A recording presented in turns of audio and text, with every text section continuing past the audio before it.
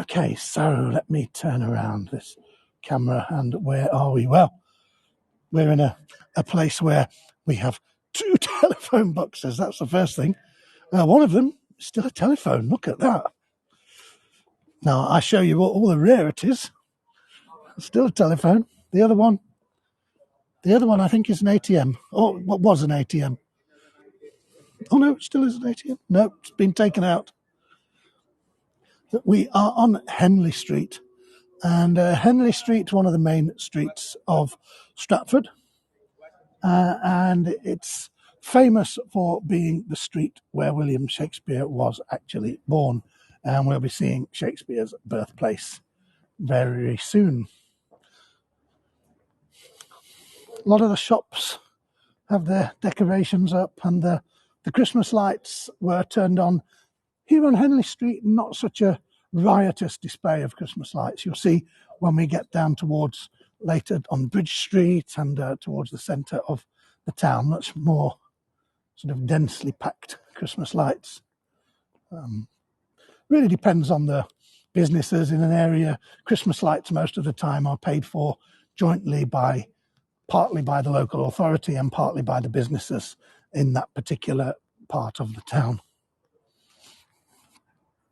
But lovely lights here, shining very nicely on Mr. William Shakespeare himself. This modern sculpture of William Shakespeare that was installed just in 2020 during the lockdowns. It was actually sculpted about 7 years ago, but they were kind of trying to work out where exactly to put it and when exactly they could interrupt business and visitor economy here in Stratford.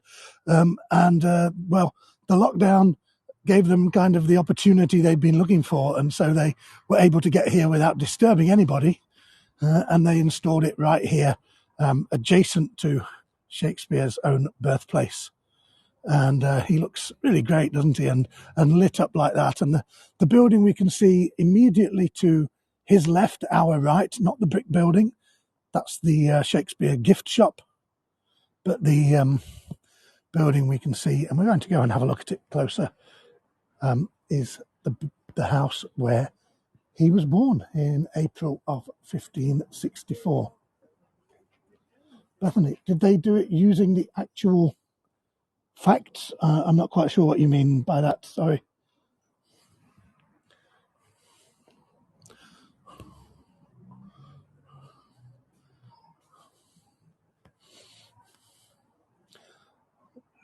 Using the actual facts of, I don't know, maybe I'm missing something, the actual facts of.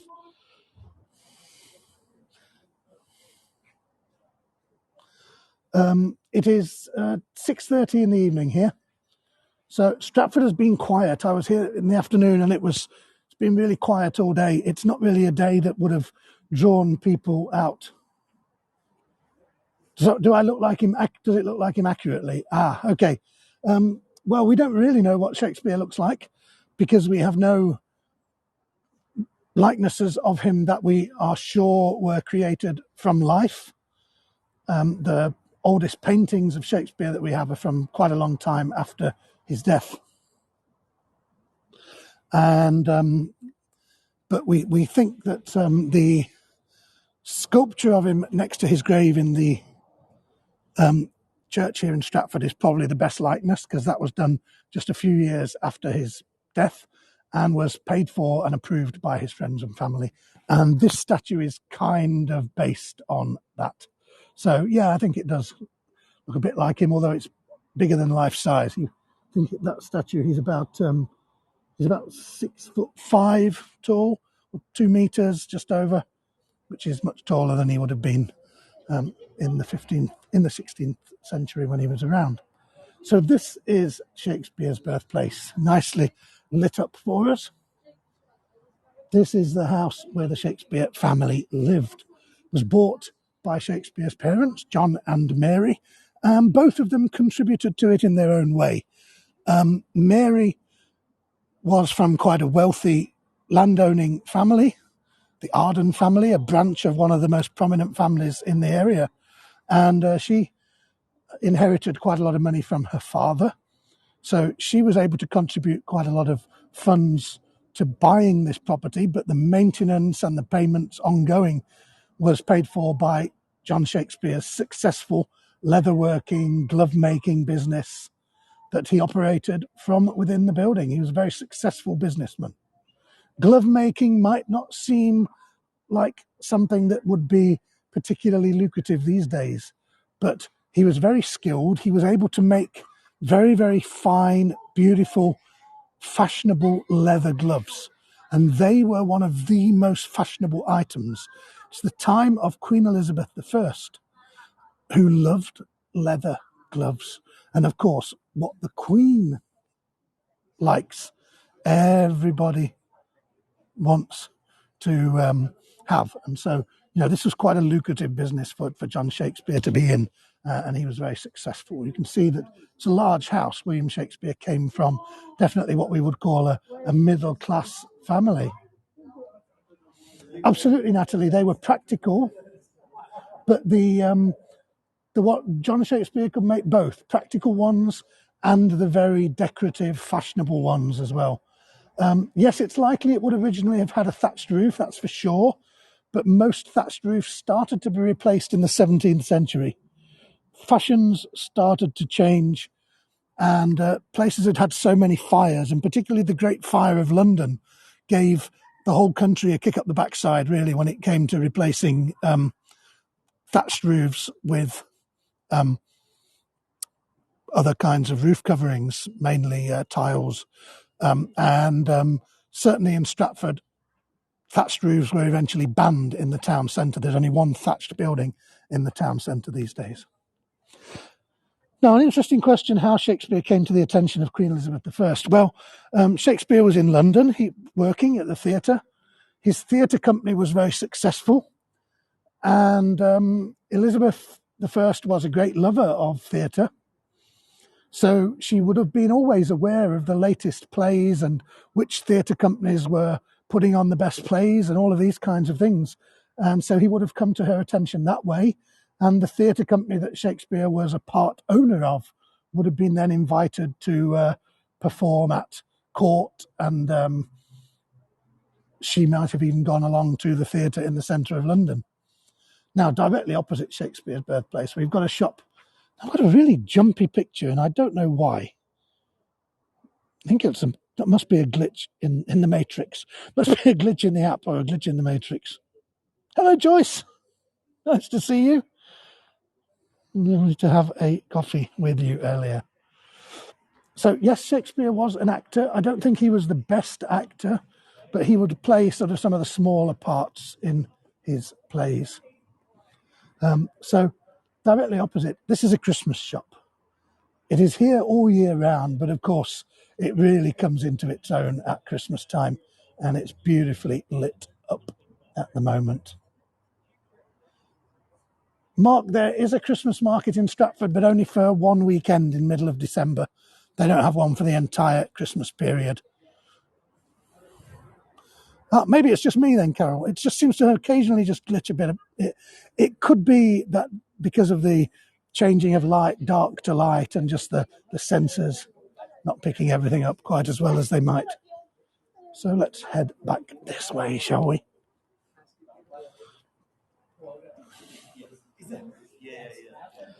I'd be really concerned because I've had glitches with a jumpy picture on my new phone, and that's the app not being quite compatible with it. So that's why I'm using the phone I'm using at the moment for my Heygo tours, and that's the last thing I need is for that phone to start jumping as well. Fudge Elizabeth, I know, roll this fudge shop. So we're going to take a little stroll up Mere Street. And Mere Street is a curved street. Most of the streets in Stratford are straight because it was a grid layout, which is not that usual in the UK. Our older towns tend to be a little bit higgledy-piggledy in terms of the street layout. But Stratford was a planned town in the 12th century, so a lot of the streets are on kind of a grid layout. But this is an exception, and that's because it followed the course of a stream. So there was a little stream that flowed under the street where I'm walking at the moment. And Mere Street, well, at the time of Shakespeare, maybe not an area he'd want to be. Well, he might have wanted to be. Lots of white lights today, but this was known as the red light district of Stratford back in those times. So quite interesting that Stratford, this town that we think of as being this lovely market town, had a red light district. But, you know, it was a thriving market town, a decent-sized community, some wealthy people, and had all of the things that you would expect to find in a thriving town of that era. So some lovely lights up this end of the town. So, very nice restaurant, going quicker.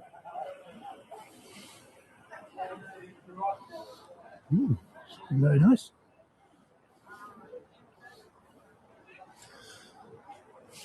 And over on here we have a very old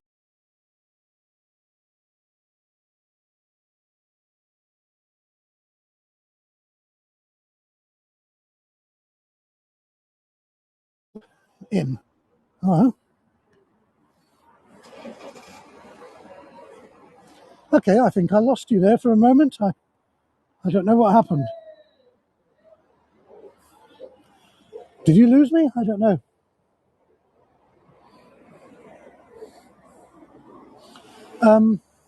So the White Swan Hotel was owned by a family that were friends of the Shakespeare family. Their father of the family, the keeper of the tavern here in the 1560s and 70s, was a colleague in the town council of John Shakespeare, and his son would have been a friend of William's at school. And we know that Shakespeare is recorded as attending a wedding here when he was in his teens. And they discovered wall paintings during some renovation work that date precisely to that era, and they contain actually words recording who had those paintings done and in which year. So we know that it was a tavern from the family that were friends of the Shakespeares in the 1560s. 1450 is the date when parts of the building were built. Yes, not the entire structure, which has been added to over the years. But now, a couple of interesting questions about whether it's expensive. It is expensive to buy property here. My general rule of thumb in terms of that question is if a place is nice enough for me to do a tour there, the chances are the property is expensive. But it's not helped by the fact that, you know, property, especially around the town centre, can be bought and rented as visitor accommodation. So that puts a lot of pressure on house prices. But to shop, not especially, no more expensive than any other town or city, really.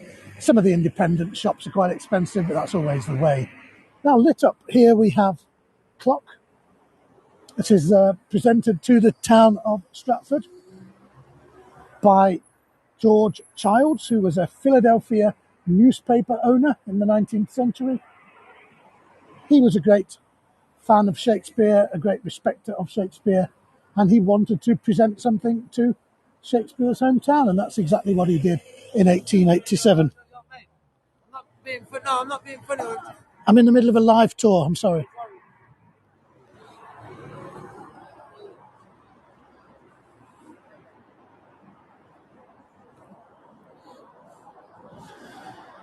So lovely. Tends to be quite fashionable these days not to have trees, to have the Christmas trees kind of made of just out of lights. And the clock tower, the clock that the American newspaperman presented, that is on the marketplace called the Rother Market. The Rother was a medieval breed of cattle, a longhorned English cattle breed. And so it's where the original cattle market was, but there's still a lovely food market there every weekend, Fridays and Saturdays. And because Stratford is in the centre of quite a rural area with a lot of agriculture, a lot of farming, it's a great place to pick up meats and cheeses and dairy products and all kinds of delicious fruit and vegetables and so on. It's always a great market here. Now we are on Wood Street. Janice, I don't know whether they're extinct. They may be some kept alive by rare breed enthusiasts, but they certainly wouldn't be around in large numbers anymore.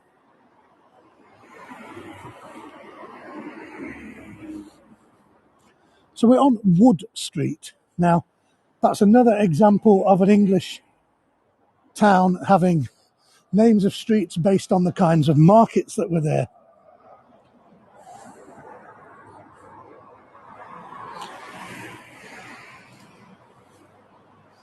And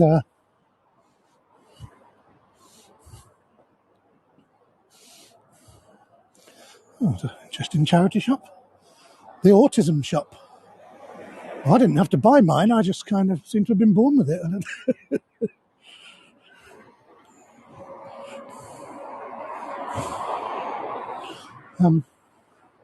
So Wood Street, yeah, this is where, the timber market would have been and all the products out of wood on the north of the town, because the wood would have come from the north of here. That is where you found the Forest of Arden. It's a very famous name in the works of Shakespeare. And the wooded hills to the north of here, that's the Forest of Arden. That's also where a lot of the livestock raising would have been, in the more hilly country. Hence why the cattle market was also at that side of town, because people are bringing in the cattle. You have to take them all the way through the town. You put them in the cattle market straight where you're coming in to the town. And we've got a great view further down Wood Street of the lights here. And Cynthia, Sheep Street, same thing. You'd have had to bring them mainly through the town, but they're a bit easier than cattle to manoeuvre through the streets. So let's head into one of the modern complexes here, which is called Bell Court. It's kind of a shopping centre and particularly a lot of restaurants and cafes here, but it's got beautiful lights. I love the lights here in Bell Court. That even though it's sort of modern buildings, I really just feel it's got a great atmosphere. But it is so quiet today. I mean, a midweek evening, but Stratford is a pretty quiet place. It's not a big place by any stretch of the imagination. 30,000 people. It thrives. It's super busy at the weekends and particularly in the summer. But, on a weeknight, especially when it's not been a very nice day,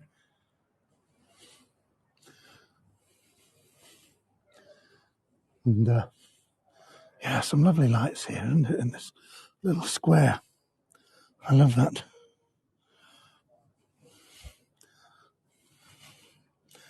And just behind this little Christmas tree is the place where I had my lovely coffee with Joyce earlier. It's called York's, a lovely small independent chain of coffee shops that started in Birmingham about 10, 12 years ago.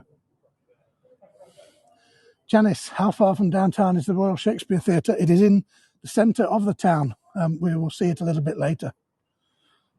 It's down by the river, but, Stratford is small. You walk anywhere in Stratford within 10, 15 minutes maximum.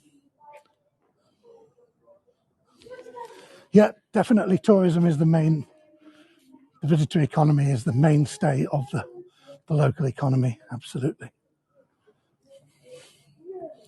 So let's Look back at Belcourt because it does look very lovely.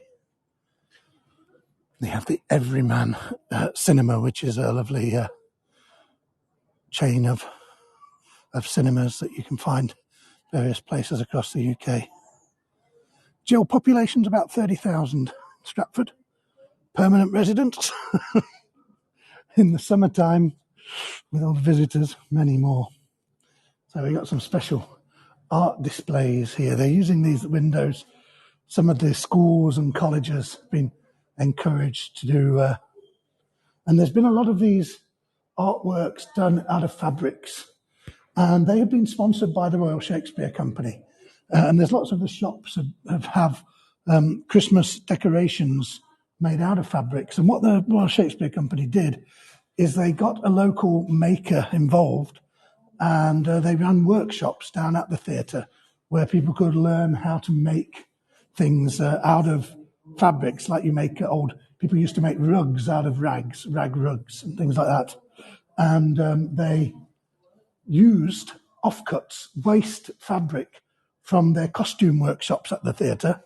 So they were recycling the waste fabric to make artworks, decorations, and they've got local schools and colleges and businesses involved in that, which is a really nice way to kind of have the community efforts in the town, really.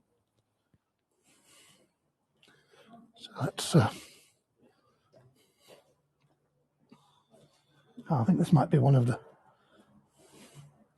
this is one of the wreaths here that the businesses. There are 35 businesses in Stratford that took part and took one of their wreaths to add to their Christmas displays in their windows. And that's one of them. The bigger ones we saw were where they really got the schools and colleges involved.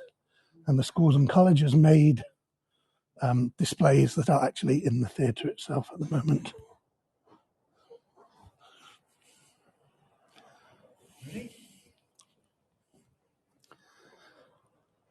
Oh, another lovely coffee shop in Stratford.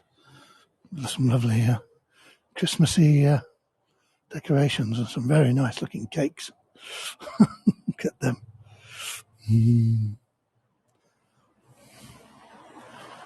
Oh, fantastic. So we're on the high street now, the main street of Stratford. High Street, usually the main name we give to the main street in the UK. Not because it's high in the sense of important. So that's why our main streets would usually be called the High Street. Now, Christmas lights in Stratford, a lot of them have been replaced this year.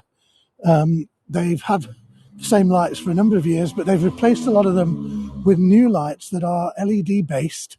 And they got involved with a company that makes very energy efficient and environmentally friendly lights. And they're LED based, and they also use 1/10 of they cause 1/10 of the CO2 emissions in their production than traditional lights that would previously have been used. And so they kind of used the new lights this year in the town, and we've here's a lovely Christmas wreath. Look, with the recycled costumes from the theatre.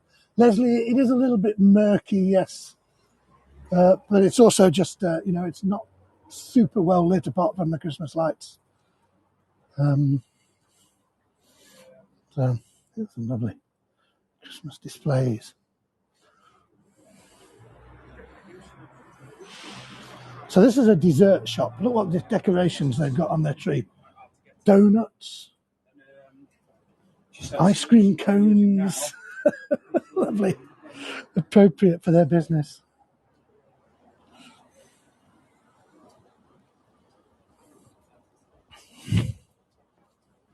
So another of Stratford's oldest pubs is the Garrick Inn.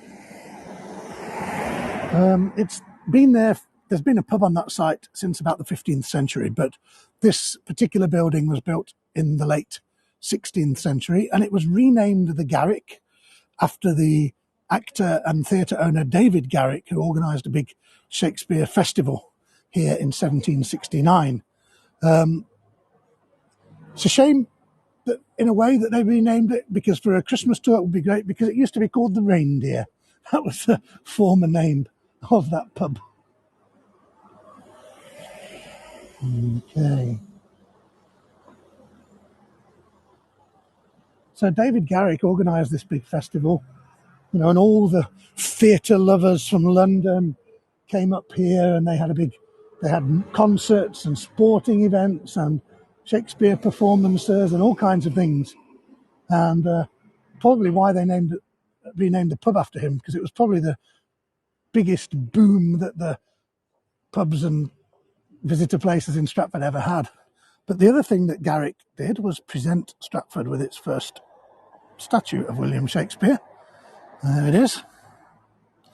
And if you're thinking, wow, that looks in good shape considering the Shakespeare Festival was in 1769, well, you would be right. It was taken away last year for restoration work, and it is in beautiful condition. And it was re-unveiled in April this year as part of the Shakespeare birthday festivities.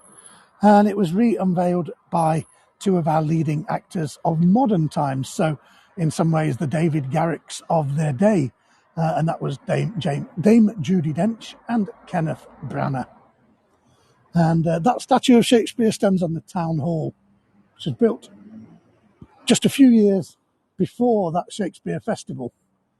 Have it replaced a former town hall that had been damaged in the Civil War. Originally, the town hall had a market hall on the ground floor, so where these archways were, that was open, and then the council chamber and local courthouse on the upper floors. And then, in fact, they have the 16th century town charter on display in there. It was one of the first buildings to go completely no smoking, and that was in the 1940s. And that was because they had a fire. Somebody dropped a cigarette end, and it caused a major fire, and they lost some beautiful decorations, furniture, and an amazing portrait of David Garrick by Gainsborough, a really valuable artwork.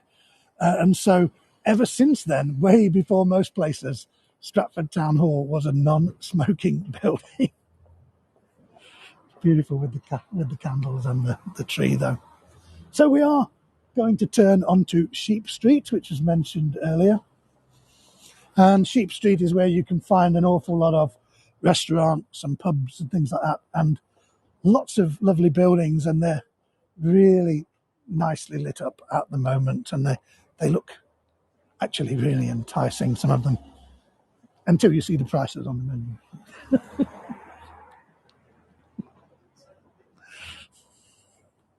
Look at this. Doesn't that look a lovely place to go and have a celebratory meal? No,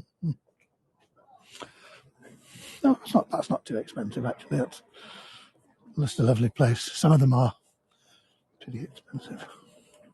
Oh, here's Shakespeare. Shakespeare Hotel. This is kind of the entrance to their car park and the modern building where a lot of their guest rooms are. It's owned by the Mercure chain these days.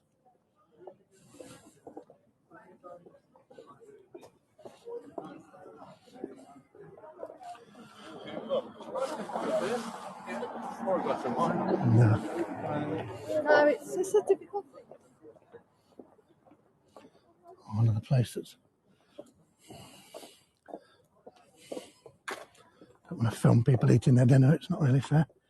I don't think I want people coming filming me while I have my dinner. Here's one of the real. This is a Michelin-starred restaurant called Lamb's, and it is a beautiful restaurant. Not only do they have the quality food, but what a lovely setting. I don't see if they've got a patio heater. I don't think I want to sit outside at the moment, but certainly in the summer that would be pretty amazing, wouldn't it, to sit under there with the... What is a Shottery Road? Shottery is the name of a little village just outside Stratford. where Shakespeare's wife, Anne Hathaway, was from.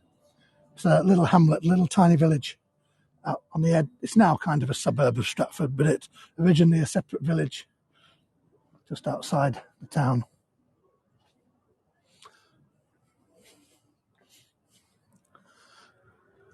And across the way is a very historic building.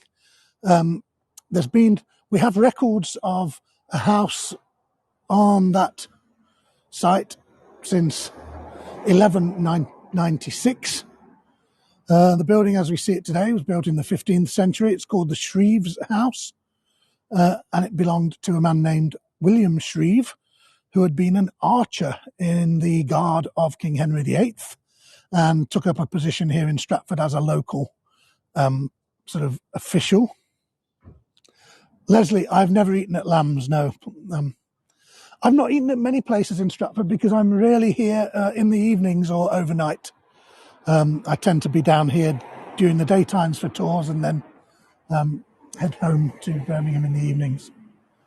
The Shreve's House was later a tavern, and in the time of Shakespeare, it was a tavern owned by the Rogers family. They were also friends of the Shakespeares, so it's the second pub we've seen where the Shakespeares were friends of the owners. But the Rogers family, Shakespeare was godfather to one of their sons, and it is believed that the sort of patriarch of that family, William Rogers, a larger-than-life character, jocular, and the tavern owner, life and soul of the party, that he may be the model for Shakespeare's much-loved character of Falstaff, one of his greatest comic characters. Somebody was saying something about people partying. Well, it is only 1st of December, and it's a Thursday evening, so it's a little bit, probably a little bit early yet for people to be. Lamb's is very good and atmospheric. Oh, it certainly looks it. So another lovely yard. These old buildings have lovely outdoor seating areas, beer gardens and outdoor seating areas. Fantastic.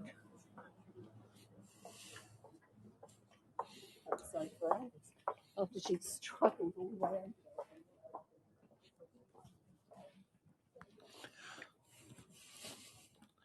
Oh, this really is it really is quiet though. I'm surprised by quite how quiet it is. So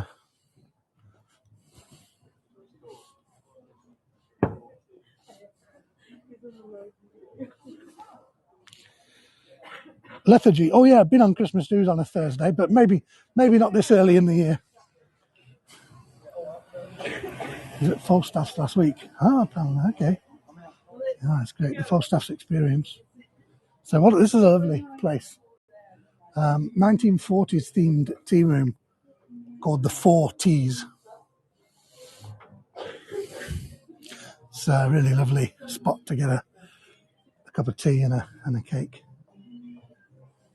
But it's particularly well lit up. Lovely Christmas decorations in there.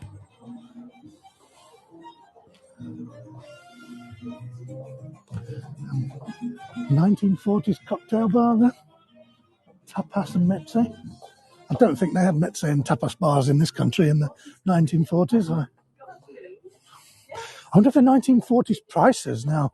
If we can get cocktails at 1940s prices now, that would be good.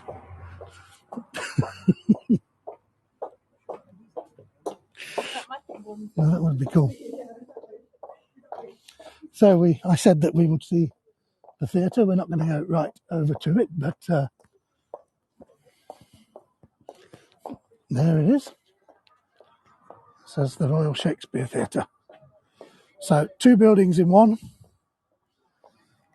The shell of the main theatre built in the 1920s to replace the previous building, which was gutted by fire, although the shell remains. And the interior was completely stripped out. The tower was added. That was in the 2000s, reopened in 2011.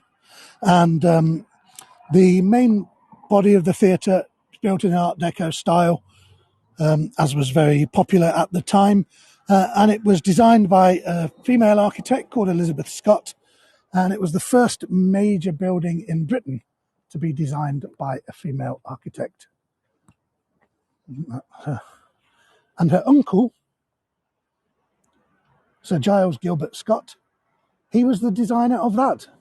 Not that particular one, I suppose. Well, all of them. He designed the red telephone boxes. So her family of architects, among other things. I mean, he also built cathedrals and houses and things, but he was responsible for the design of the red telephone box. So they were quite a talented family of architects, 3 generations at least.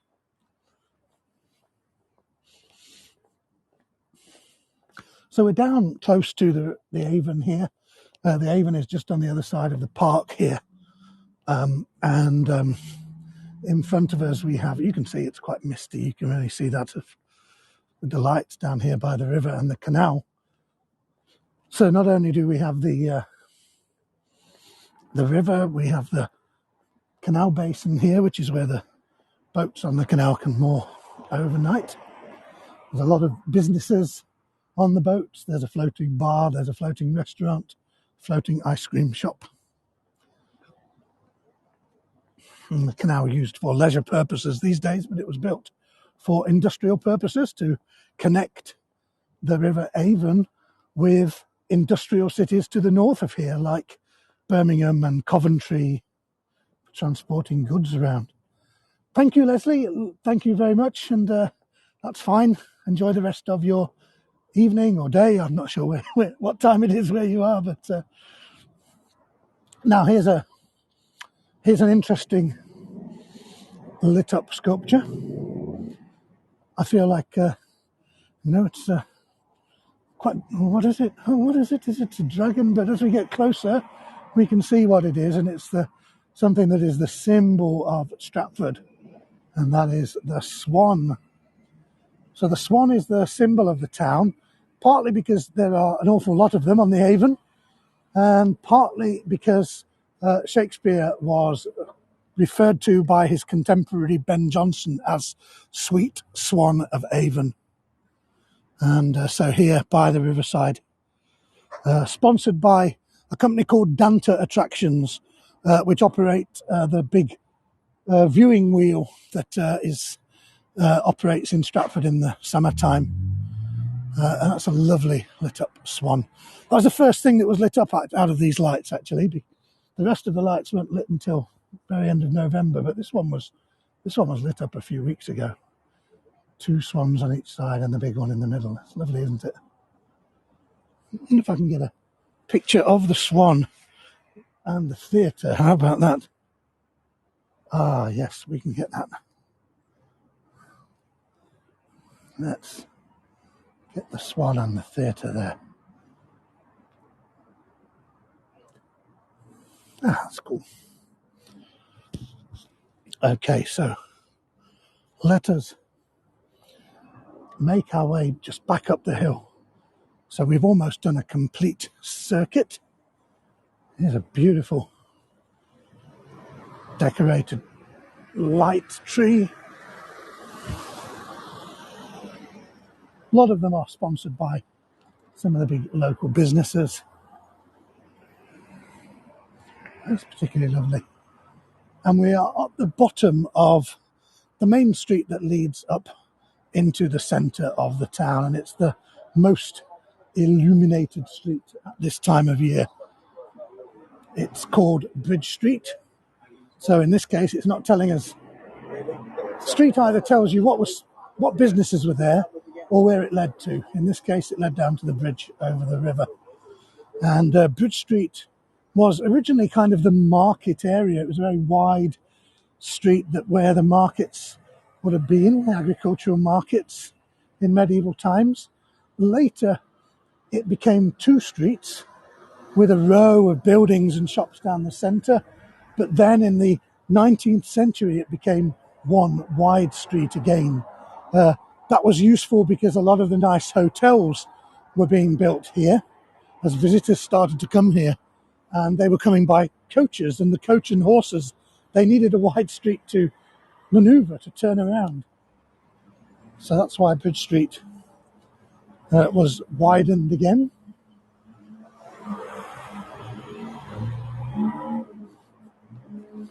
And the lights here are lovely. I do like these particular lights. Yeah. This is still one of the kind of the main streets of the town. Leads from the centre down to the bridge. And there's still only one road bridge over the Avon here in the centre of town. There's a modern one outside the town, but in the centre of town there's only one road bridge over the river, and that is the Clopton Bridge, which was built in 1492. So that's a little nice. That's a nice view of the lights on Bridge Street here. Yeah, I like that. That's a nice one. And again, probably, you see, there's traffic here. I don't like places with traffic. It means I can't stand in the middle of the road and film for you. It's much better when I can stand in the middle of the road and film. There we go. It's lovely, that is, yeah. So let's make our way just up to the top here. Actually, what I can do, I can walk up the middle of the road here, because there's a place you can stand in the middle of the road here. There we go. That's what we want.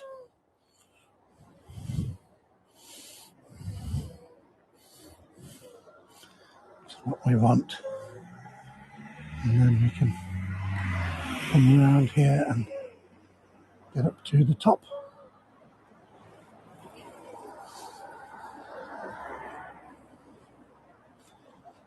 And the largest of these kind of light trees here at the top of Bridge Street, which was really the centre of the medieval markets of Stratford.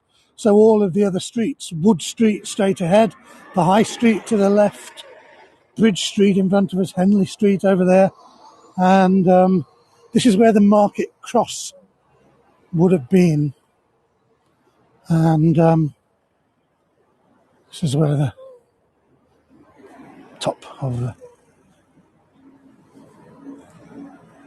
Market Cross would once have been, and it's where William Shakespeare might well have come up with his father, because it is believed that this marketplace was where the craftsmen of Stratford would have come on market days to sell their goods, and that would have included people like leather workers like John Shakespeare. And as far as we know, our assumption, we don't know too much about the early life of Shakespeare, as in what he got up to, but it's quite likely that he worked with his father. He would have helped his father in his business, and possibly with a view to actually maybe going into that trade himself before he decided he wanted to head off and try and make his way in the world of the theatre. And so this is still kind of the centre of the town today, and it's where we are going to finish our tour, with a look back down Bridge Street, these lovely lights.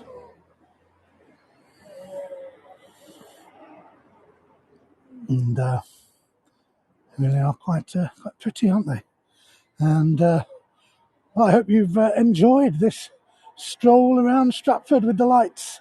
It's always, I think, nice to see places in different seasons and at different times of day, in broad daylight and at night, especially when you have all the lovely Christmas decorations, and the shops and businesses make such an effort with their displays as well. And I really feel like it's a great way to have a slightly different look around the town. So I hope that's been a pleasant way for you to spend a little bit of time with me, and thank you to you all very much for joining me.